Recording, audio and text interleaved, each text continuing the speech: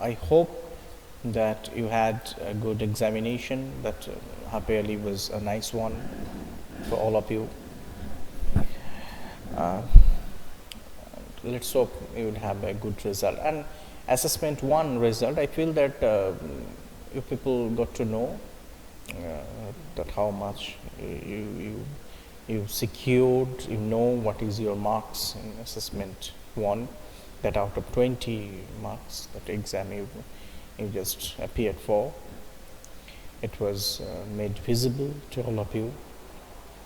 And the result for this half yearly also will be visible in a few days, will be published in a few days. In my book, so far I can see that before examination, for 11 Oak, we had completed in page number 43, not all the completed, page number 43 here, that we just completed when George Pearson is about to enter. I feel that you people have not forgotten the story, it's what is it all about.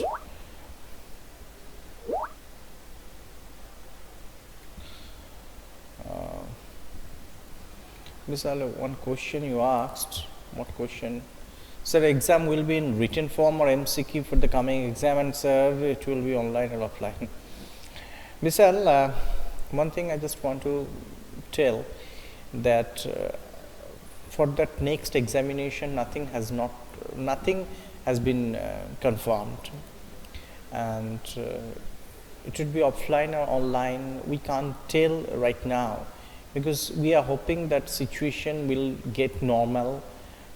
We are hoping, it's our hope, and if it is so, then we would prefer to go with pen and paper, that is offline.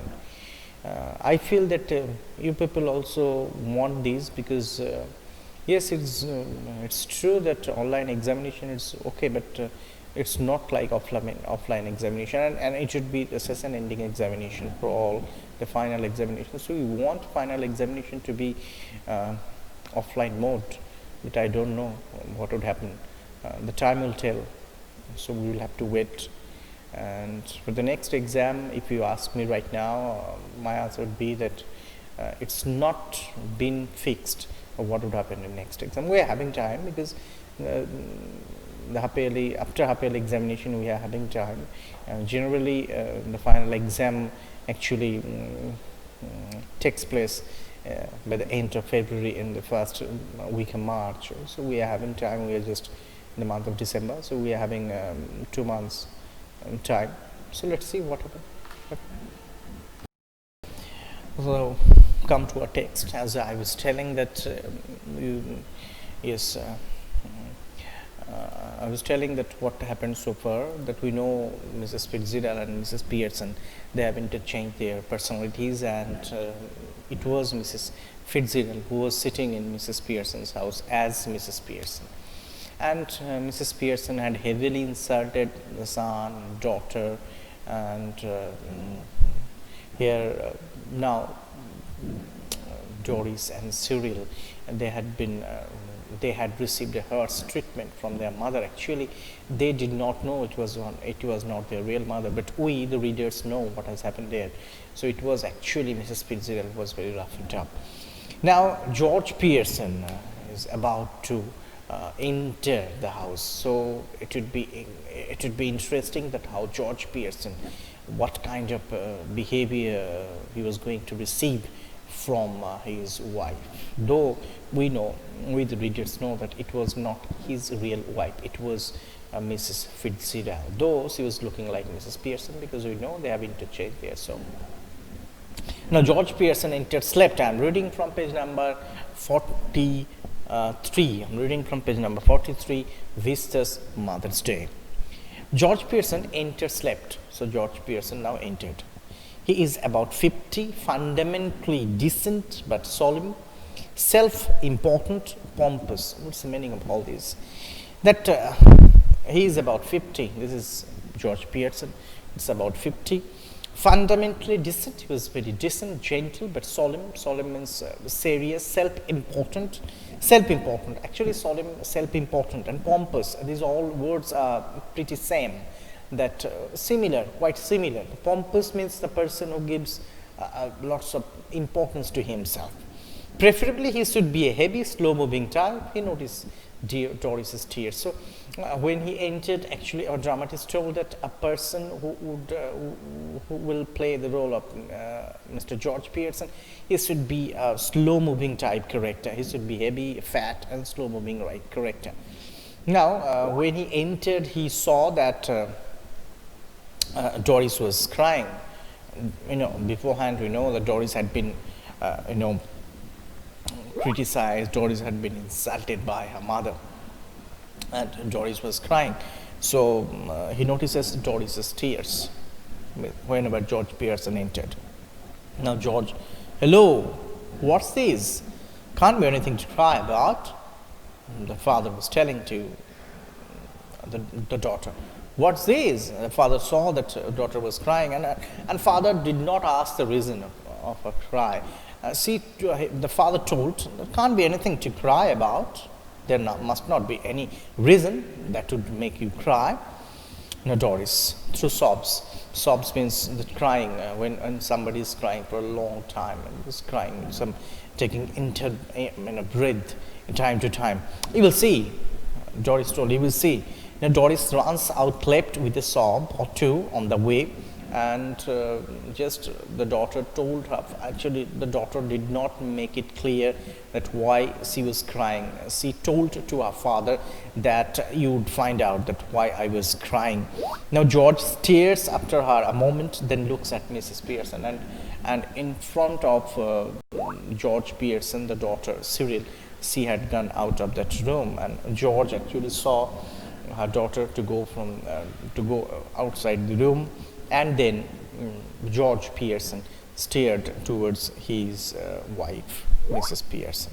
Now George, did she say you will see? Now George actually, yes, George heard what his daughter told, but still, for confirmation, he asked this to his wife. Did she say you will see? Now Pearson, yes. Wife told yes. Now George, what did she mean? Then George wanted to know why daughter was crying, and that is why he asked this question to his wife. What did she mean? Now wife told, better ask her. Wife told, better ask her. Now George looked slowly again at the door, then at Mrs. Pearson. Now George looked at the door by which just daughter had gone out, and then he looked at his wife. Then he notices the stout that Mrs. Pearson raises for another sip. His eyes almost burst. Burst means as if it's come out of excitement. Now George saw that his wife was drinking. Stout means liquor, drink, wine, and wife was, drinking, and just looking at it. George, as if his eye was getting out, he could not, George could not believe what he had seen. George, stout! Now Pearson, wife told, yes. Amazed, what are you drinking stout for here? What for means why? Now the husband was asking this to his wife. Why you are drinking stout? We must not give any blame to George Pearson, because it's true, if a husband comes in and found that a wife is drinking, it must be very much surprising to the husband. So the husband was very much surprised and asked, what are you drinking for? Why are you drinking? Wife told, because I fancied some. Fancied means I imagined, I wish to have some at this time of day. George was asking, at this time of day?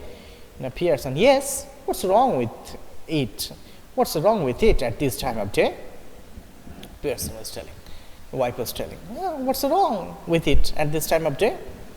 Now the husband was telling. The husband bewildered. The husband was very much surprised, confused. Nothing, I suppose, Annie, but I have never seen you do it before. the husband was telling, Annie Pearson, don't forget, Annie Pearson is the name of the wife.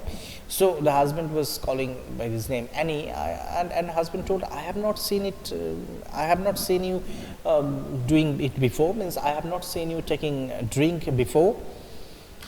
Well, you are seeing me now. The wife, there was no way, no apologetic attitude from the wife. The wife was not at all regretting what she was doing. The wife was so casual in her attitude, and the wife was telling, okay, well, you are seeing me now. The wife told, okay, you have not seen it before, it's good, now you are seeing me. Now the husband was telling with heavy distaste. The husband was getting very much annoyed. Yes, and I don't like it. It doesn't look right. I'm surprised at you, the husband was telling to the wife. Yes, I'm saying what you were telling, but I don't like it. I'm surprised at you. Now Pearson, the wife was telling, well, that ought to be a nice change for you. Wife, she was telling in a so casual way. The wife told, okay, when the husband told her, I'm surprised what you are doing. I did not have any idea that you drink before. I have not seen you before, what you are doing. I'm very much surprised. I'm very much confused seeing you drinking. And this wife told, okay, that ought to be a nice change for you. It's a good change for you. Now the husband is getting angry. What do you mean? It must be some time since you were surprised at me, George. Wife was telling, it's good, Since very long days ago you got surprised at me, and now today you got the opportunity to be surprised at me. It's good. No, George, I don't like surprises. I'm all for a steady going on. You ought to know that by this time. And George was telling this to his wife. You should know, being my wife, you should know that I don't want to be surprised. I don't want surprises. I don't want to be surprised. And by this time you should know that. I just want a very steady flow of life. I forgot to tell you this morning, by the way, I forgot to tell you this morning I wouldn't want any tea. And the husband told this to the wife. Okay, by the way, this morning I had forgotten to tell you that I don't want a tea. I don't want to take any tea in this time of in this afternoon. Special snooker match night in the club tonight, and a bit of snapper going on. So no tea. So here the husband told this to the wife that he had forgotten in the morning that to tell that he did not want to take tea, because that day they had a special snooker match in the club, and after the match there will be a supper, arrangement of supper, means arrangement of dinner, so he did not want to take any tea. That George Pearson told this to his wife, Mrs. Pearson. What was Pearson's answer? The wife told, that's all right, there isn't any. The wife told, oh, that's right, that's all right, there isn't any. Means the wife told, okay, that's good, because I have not prepared any tea for you. Now,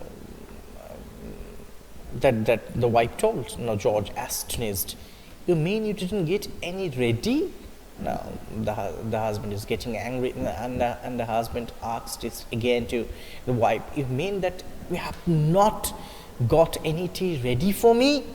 Now the wife told, yes, and a good thing too. It's turned out, the wife told, it's a good thing that I have not prepared any tea, and now you're telling that you don't want to take any tea. It's a good one. Now Pearson, my goodness. Now George, aggravated. Aggravated means he was getting, he was losing his temper. He was getting angry.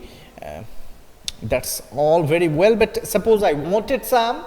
The husband was telling to the wife, okay, it's good that I don't want to take tea and you have not prepared tea. Okay, it's good, but actually the husband wanted to tell to the wife that you just came to know that I don't want to take tea. Suppose I would take the tea, then what would happen then? Now the wife is telling, my goodness, listen to the man. And with, because I don't get a tea for him that he doesn't even want. Ever tried that at the club? The wife was telling to the husband, oh, listen, What you were telling? You told that you don't want to take tea, and I have not prepared any tea, and you were getting annoyed. You were getting angry. Why you are doing like this? Have you ever tried it at the club? The wife told this. George, I don't know what you are talking about. The wife told that, have you done this type of behavior? Have you behaved in such a way as you were behaving with me in your club? No, George, I don't know what you were talking about. The husband is getting angry, and the husband was telling, what do you want to tell? I can't understand. Now, wife is telling, they would laugh at you even more than they do now. The wife told that if you do the same behavior in your club, then the people will laugh at you more than they do now. So the wife confirmed it to her husband that the people in the club, they laugh at him at present, and if he behaved like this, they would laugh more at him. No, George, indignantly means being impatient, losing his temper. Laugh at me? They don't laugh at me. Actually, that's a great insult, isn't it? That if somebody is listening that other people make joke of you, other people laugh at you, it might be a great insult. So there is a great insult for George as well. And George told that, laugh at me. They don't laugh at me. George actually did not, believe this and told, no, they don't laugh at me. Now wife is telling, of course they do. You ought to have found that out by this time. Now wife told, yes. They do means the people in the club, they actually laugh at you, and you should find out by this time. Anybody else would have done. In your place, if it was anybody, then they would actually find it out that the people in the club, they laugh at you. You are one of their standing jokes. Famous, the wife was telling to the husband. Probably this is her truth, the wife was telling to the husband, that you are one of the standing jokes to them. You are famous among them because they all laugh at you. They call you Pompium Pearson because they think you are slow and pompous. Not only that, the wife was telling to the husband that they call you Pompium Pearson at your back because they feel that you are slow, and you are slow and you are pompous. Pompous means you give lots of importance to yourself. So they call you Pompium Pearson. Question may come that what is the name that the other people call Mr. Pearson in the club. Now George, horrified, never. Pearson, it's always beaten me. Why you should want to spend so much time in a place where they are always laughing at you behind your back and calling you names? Now the wife was telling this to the husband. We know that this is not the real wife. So Pearson was telling, actually it was Fitzgerald. She was telling to, she was giving this lesson to Pearson, to Mr. Pearson, George Pearson, that I can't understand that why do you go to that place, what type of enjoyment you get from there when all these people laugh at you and you leave your wife at home, behind your back, calling your names, leaving your wife at home night after night, instead of going out with her who doesn't make you look like a fool. She was telling to George Pearson that I can't understand that what type of enjoyment you get after going to the club, because all the people they call you a different name, they laugh at you, even they're standing jokes, and leaving your wife night after night. You go there in the club and you should take her wife outside, but I can't understand what you do. Now Cyril enters right with a glass, a milk in one hand and a thick slice of cake in the other. Don't forget that Cyril had gone to the kitchen because Cyril asked for food. Mother told no food was there, and Cyril went to the kitchen himself, and Cyril was coming out of that kitchen with a glass of milk in one hand, and he's having a thick slice of cake in the other. Now George, almost dazed, turned some to appealing, and all. George wanted that his son should say that this was a false thing, what mother was accusing him. Now George, here Cyril, you have been with me to the club once or twice. The father was asking this to the son because the father wanted his son to say that it was a wrong information that other people call him Pompey Pearson. Now here, Cyril, you have been with me to the club once or twice. They don't laugh at me and call me Pompey Pearson, do they? The father was asking the positive answer from the son, and he was asking this, that they don't laugh at me and call me Pompey Pearson, do they? The father was asking this to the son, Cyril. Do they? Other people call me Pompey Pearson, do they? Now Cyril embarrassed, hesitates. Cyril actually hesitates what to tell. Go on, tell me, do they? The father is getting so much angry, the father is getting, so much impatient, and the father was telling this to the son. Do they? Now Cyril embarrassed. Well, yes, Dad, I'm afraid they do. The son told. The son told the truth. The son told, yes, father, I'm afraid, yes, they do. Now George slowly looks one from another. George actually looked once to Cyril and then to Pearson. Slowly, well, I'll be damned, means I've finished. It's a great insult, don't forget. It's a great insult. So George told, I'm finished. Today, it's time up, so I'm leaving it here. And next day again we will start where we are leaving it. So thank you very much for joining my class.